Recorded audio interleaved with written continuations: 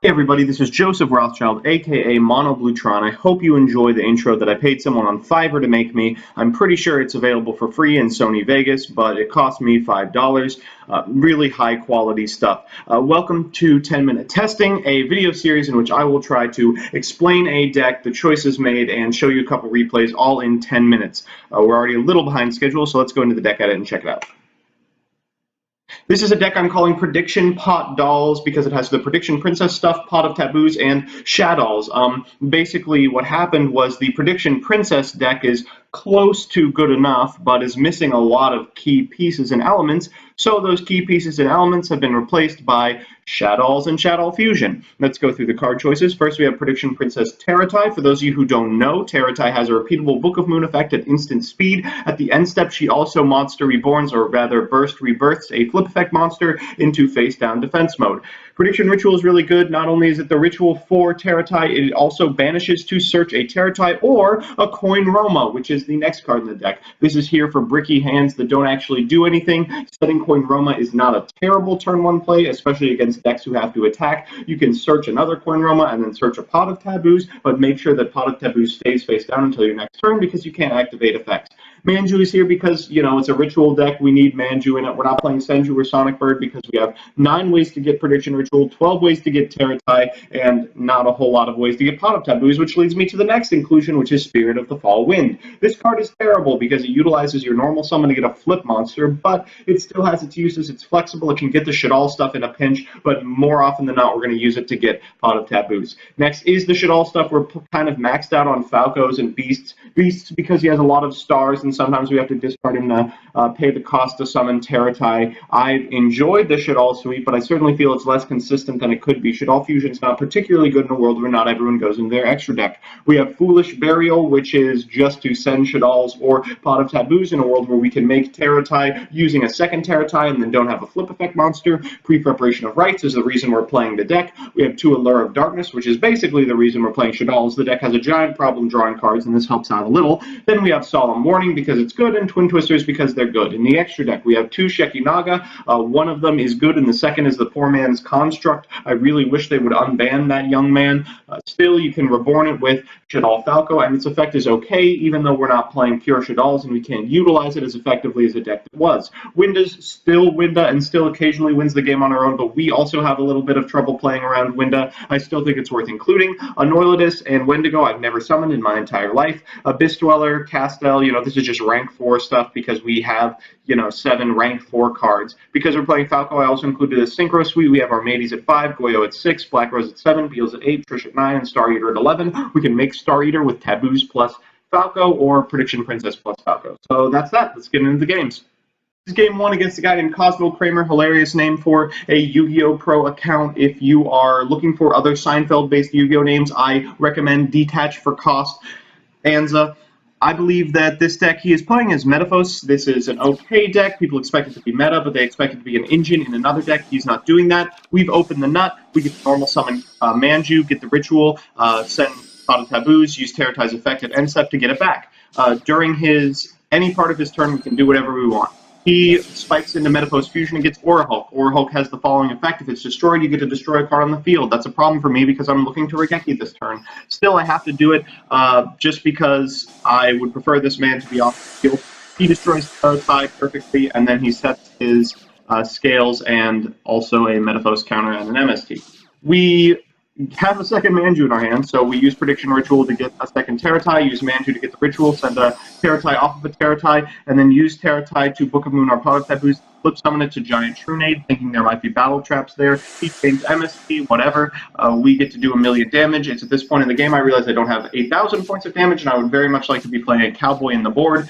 Even so, I use Foolish Barrel to send a Pot of Taboos, so I have a target to get back with Teratai, and then anytime during his turn we can use any Pot of the Forbidden's ridiculous effects. I intend to use Giant Trunade at his end step. He sets Scales, destroys rare Metaphos in order to get a second counter, and then sets a whole bunch of cards. Maxi comes 1 turn too late. I, at end step, Giant Trunade. I have the ability to use Teratai's effect to flip Pot of Taboos face down and Regeki him and then push for a devastating lethal, but he decides it's enough and just concedes. We're up against Tier 1 meta threat, lightsworn Buster Bladers. If you've ever played Buster Blader, it is a travesty. It's basically like Domain Monarch, but instead of making Monarchs, you get to make Buster Blader, not nearly as powerful. Hopefully, the lightsworn engine solves some things. He solar recharges into Charge the Light Brigade, draws Wolf, which I'm pretty happy about, but also gets Lumina. He uses Minerva, and then he is going to normal summon Buster Whelp. Buster Whelp allows him to get one of the equipped spells. He gets Dragon Buster Blade, which prevents me from going into the extra deck. Then he tributes Buster Whelp in order to special summon Buster Blader and equips Destruction Sword. Destruction Sword also has an effect that you can detach it. If it's equipped to Buster Blader, he does so to summon Buster Dragon, then uses Buster Dragon's effect to get back Buster Blader. At any point during my turn, he can re-equip Dragon Buster Blade and stop me from going into the extra deck. Like an idiot, I still Shaddolls Fusion, thinking there's a window where I'll be able to Twin Twister. That is not how Yu-Gi-Oh! Works. Keep that in mind. The whole chain has to resolve. But thankfully, I Upstart Goblin in a pre-preparation of Rights like a complete stack. Then I use it to basically go into Terratai. The two cards I've sent are Dragon and Beast. I get to draw a card off Beast, and then Dragon is going to destroy this Solemn Warning. I'm not concerned about the equip spell because I'm going to Book of Moon this Buster Blader, which causes it to fall off. Then, during the end phase, I'm going to get back Dragon so that during his draw step, I can return Buster Dragon to his hand. That's exactly what I do. And he still has Lumina, so he still can make things occur. Yeah, here we go. He gets back Raiden, then sends Felice destroys Terratai, which is not super great. Then he goes to Michael, banishes the face-down card, expecting it to be a battle trap, and then attacks the Shadow Dragon. During my turn, I'm not super frightened. I have a Shaddolls Fusion. First, I prediction Ritual, I get Terratai, then I make Shekinaga, that sends Squamata and Hedgehog, so I get a Beast to my hand. I Allure of Darkness, hoping to banish whatever, but I get a second Falco and set it in case he destroys Shekinaga. He uses Michael's effect and then realizes that Shekinaga also has an effect, and for that reason, he loses the game. Game 3 is against some kind of Performer Pals variant. You may have been duped into thinking this deck is actually good based on the previous wins, but once we hit a meta deck, you'll see how wrong you were. First, he's going to play Performer Pals, Skullcrobat Joker, and get an Odd Eyes Unicorn. Then he's going to play Monkey Board and get a second Donkey. Then he's going to play Terraform to get Sky Iris, use Sky Iris to destroy Skullcrobat Joker to get Odd Eyes Pendulum Dragon, then Pendulum Summon 5. He uses second Donkey to get...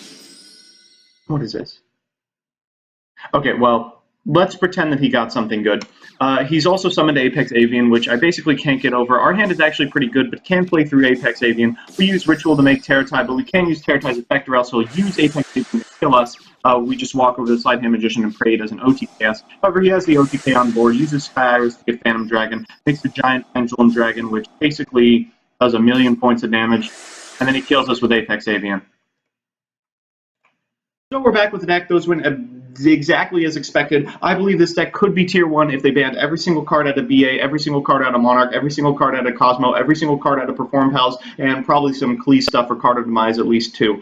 This deck is powerful, I think, but lacks the ability to play with the big boys because it has a problem with monsters that float or monsters that restrict movement. I definitely think the clunky part of the deck is the Shaddolls suite. I would like to try something else in its place. Shaddolls Fusion was kind of good in our games, but only because we played against bad decks that go into the extra. None of the meta decks really do, with the exception of Burning Abyss, and we have a different problem in that scenario, which is we can't deal with floating monsters. I'll probably try out the Subterra build in the near future. Look forward to that video. Otherwise, that's it.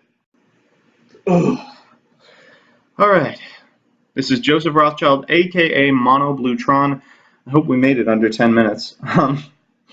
If you like the video, make sure to rate, comment, and subscribe to the video. It'll really help me out in the future when I attempt to monetize these videos and get that sweet 2 cents of YouTube ad money, really put a dent in my rent. If there's a certain deck you want to see played, let me know in the comments below. I will cater to your every whim. If you don't say anything, I will probably just play whatever I want, which looks like it's going to be the Prediction Princess deck with the Subterra engine. I'm aiming for 1 video a day, so I'll see you tomorrow.